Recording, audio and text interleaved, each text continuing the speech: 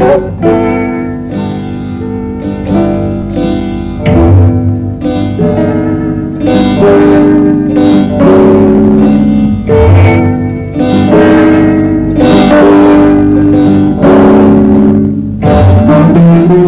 படுத்துட்ட?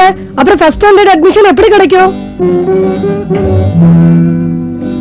பிள்ளைகளை போய் இந்த தேர்வுன்னு சொல்லிட்டு அவங்களை அழைக்க வைக்கிறது அதை விட பாவம் எதுவுமே இல்லை. பிள்ளைங்க தானா சிந்திக்கணும், தானா பேசணும், தானா மற்றவர்களோட பழகக்கூடிய அந்த ஒரு பக்குவத்தை தான் நம்ம வளர்த்து விடணுமே ஒழிய எடுத்தெடுப்பிலேயே இதையெல்லாம் நிறைய தெரிந்து கொள்ளும்.